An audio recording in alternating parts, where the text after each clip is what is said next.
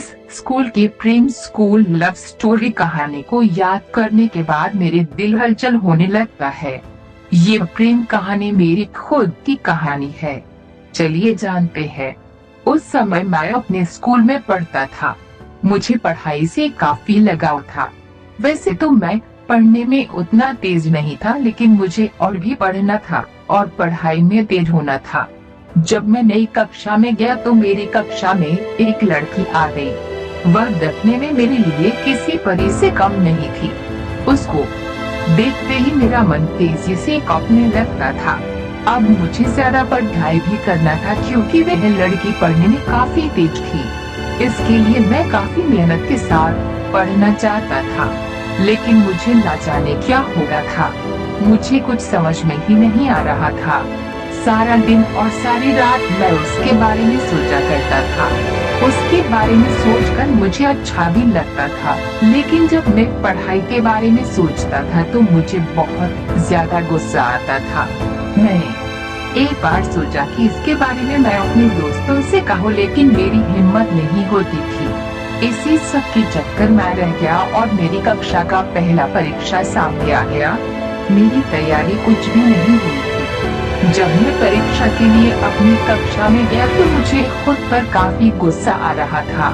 तभी मैं क्या देखता हूँ कि वह लड़की मेरी ओर आ रही थी। उसके चेहरे पर मुस्कान थी। वह काफी खुश लग रही थी। ये देखकर मैं कुछ देर के लिए अपने शरीर को हिला भी नहीं पा रहा था। उसको मुस्कुराता देखकर मैंने भी मुस्कुरा दिया। तब तक वह मेरे पास आकर बोली, कैसे हो? तुम तो अपने कक्षा की टॉपर हो। हर टीचर तुम्हारी तारीफ करते हैं। मैं बहुत दिन से तुमसे मिलना चाहती थी, लेकिन नहीं मिल पा रही थी। परीक्षा का तैयारी करना था। तुम तो परीक्षा के लिए तैयारी होंगे?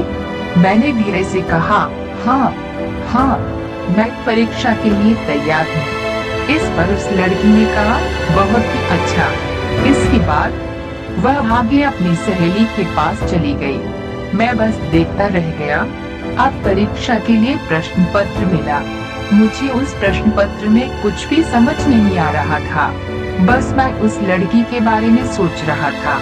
इसी तरह से परीक्षा का आधा समय बीत गया।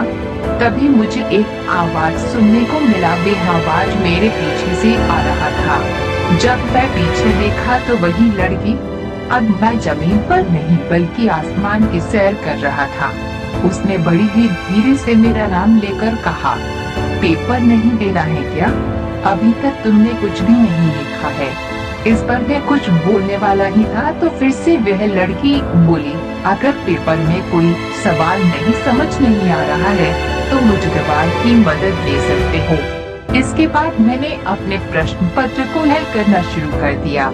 मुझे कुछ सवाल समझ नहीं आ रहे थे तो मैंने उस लड़की से पूछ ही दिया। उसने बड़ी ही समझदारी के साथ उस सवालों का हल बताया, जिससे किसी दूसरे को शक भी ना हो। इसके बाद मेरी कान में एक और आवाज आई। वह आवाज घंटे की थी। ये घंटी परीक्षा के समय का खत्म होने पर बज रही थी। हम दोनों ने अपने हल किए हुए पेपर को जमा किया और कक्षा से बाहर आ गए। हम दोनों काफी बात करने लगे। इसके साथ ही इस समय में हमें लंच भी करना था। हम दोनों ने पहली बार अपनी लंच को बांट कर खाया। अब मैं सोच रहा था कि मैं सपना देख रहा हूँ या ये सब हकीकत है। इसलिए मैंने उस लड़की से कहा, तुम थोड़ा मुझे चिकोटी काटो। इस पर उस लड़की ने कहा, क्यों? मैंने कहा, मुझे यकीन नहीं हो रहा है कि मैं एक सपना देख रहा हूँ या ये सब हकीकत है। इस पर उस लड़की ने बड़ी तेजी से चिकोटी काटा और कहा, क्या तुम मेरे दोस्त बनोगे? इस पर मैंने भी कह दिया, हाँ। अब हम